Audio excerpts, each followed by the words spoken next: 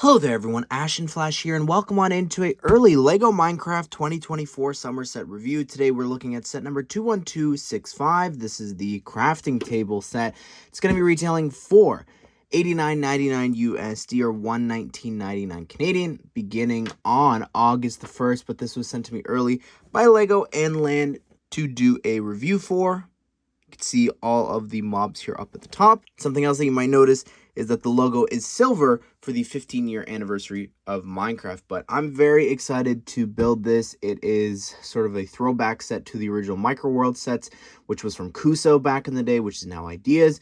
So it's really cool set, just sort of celebrating Minecraft. Oh, you can see the logo there on the side. Celebrating Minecraft, but also going back to the roots for LEGO Minecraft. So here it is built, and I thoroughly love this. I want to start and just talk about the crafting table design itself. The fact that we have this here is just remarkable. I love how they've got like all the tools represented here and integrated into this. It looks just like it. I love this design here on the side.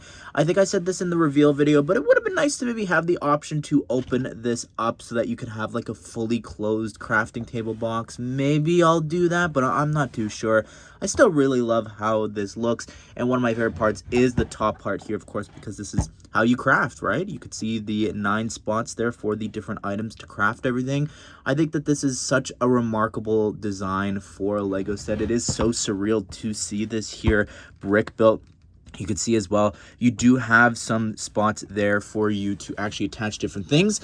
You could, of course, attach the minifigures here and have them on the outside displayed like that if you want. But also, it is actually at the exact same level here. All 4 sides on the same level that the Kuso Ideas project was. So technically, if you have those old ones, you should be able to actually connect them, which I think is a really fun thing that you can do. The whole top is removable here, giving you access to the micro world a little bit better. I love just the sky. I think that is such a cool detail, in the clouds here and there. If you didn't see, I think I did a video, I don't know if it was a room tour or a Minecraft world tour of my old room, and I cut stuff out of like construction paper and had the sun in the sky and everything. So to have a brick built version of this is not something I ever really thought we would see in Minecraft. So I really, really appreciate that. But I'm going to go ahead and just detach everything to show you here all of the details. Sometimes it does get stuck. So I want to show you one of my favorite details, and that's hidden underneath here. As you can see, when I remove these sections, it's starting to reveal a little bit of a pattern underneath. And that is the map. It's got a map of all of the sections looking down from it from above. And I think that is such a fun inclusion that they did that. That was so unnecessary. All right, so we've got this bird's eye view. What I'm going to try and do is I'm going to try and seamlessly transition it to when it's got all the bricks, just to show you that it's the exact same. All right, so I think they added a few little bits of sand here and there, even up there at the top. But other than that, I think this is still just such a cool idea, and the world looks great from above. All right, so the biomes we'll start with is the stuff that is not removable. We have a little swamp here with a witch hut, which I guess you could remove the top there. And it's just a cute little build. Using the shulker box, I think, is so smart. You do have a couple of trees there too, and some flowers growing.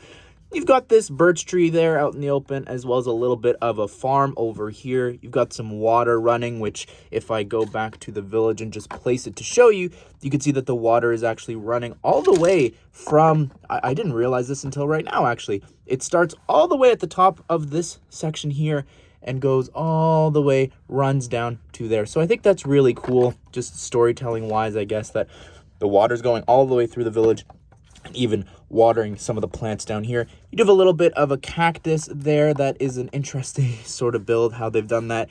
And then you've got some more, I guess this is meant to be grass, I'm just realizing now. You've got a tree there, as well as a little grass block. Here is the village, which is one of, if not my all-time favorite LEGO Minecraft set of all time. So I love that we've got a little micro version of that, the water and everything, the different houses. You've even got some glass there for the windows and the builds. I think that's a lot of fun. Got some wheat growing there too. And so 3 buildings, pretty great, and some grass there. I like the pathway that's going all throughout this as well.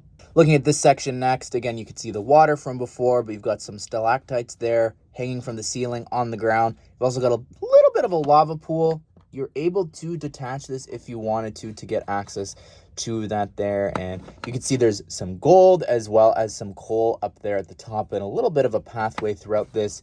And yeah, I think this just looks nice with the little bit of the forest here and just some of the different blocks and the flowers growing. You've got a little bit of an interior here. I guess that's meant to, I don't know, maybe be a part of a cave.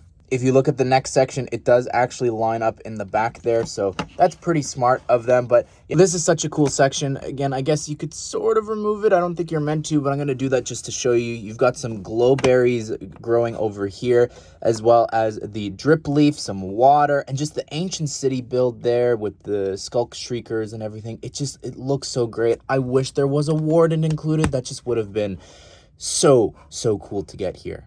Up above, we've got the ice spikes biome there, and nothing too special going on besides this little build for the igloo, which is a really small build, but I think they did a great job just capturing that and integrating it there into the build. But yeah, nothing underneath or anything inside of this, but it adds some color.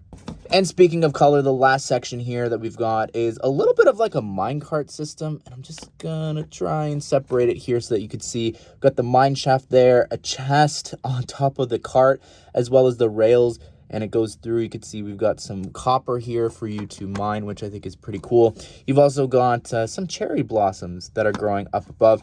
And I think up here, this is meant to be an emerald ore, just because I guess this is obviously where it spawns in the mountains there. So that's an interesting little detail there. And the color here really adds something. And I like that it's from a more recent update. Let's go back to these stands, shall we? I think they are really fun little additions here to this. There's actually some more cool stuff to do with this. First of all, the plates that they're on, unlike regular Minecraft sets, unfortunately these are stickers. This would have been incredible to get printed for sure, but there are a ton of other alternative things from the loading screens that you can actually place on top of here. So you've got finally complete, now in 3D, you are the player, and place all the blocks, which I think is pretty fun, just considering that you are building something. And then on this one, it said create new world, which I think is very fitting, given that it's a crafting table. And hopefully it's the start of a ton of new worlds and biomes and different things that we'll get. Because I really want like a furnace and different things for the nether, or I don't know. There's so many options. Now, these aren't the only spare things that you get in the set. Of course, you get spare tiles and pieces, which means that you can actually create some of the mobs a second time here, which I just think is so cute and so fun. You can have a couple of extra little guys running around here in your world. Only ones you can't make are the cows and the pig. And then because the creeper is a 1x1 brick, they don't give an extra of that. Here is Steve, who's got the updated skin color, which I think is great. Here is a cow, which is the first time we're ever getting this in the micro scale here. Here's a skeleton.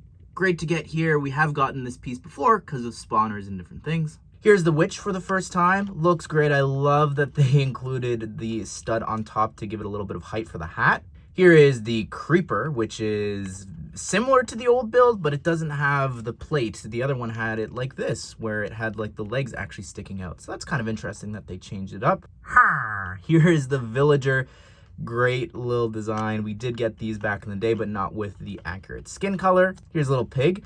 I think that this is very fitting. We did get one back in the day, and it's just iconic with the pig and Steve back on that original website. I can picture it perfectly. And lastly, Alex for the first time, which is great. She's very important to get here, and I think they did a simple, good job, just like Steve. I do want to show you the inside of the instructions here. You've got the 15-year anniversary, which is pretty cool, being celebrated here, and you could pause to read about some of the information that they're talking about. I love that they are doing this. Like, look at the transition there from Lego to game.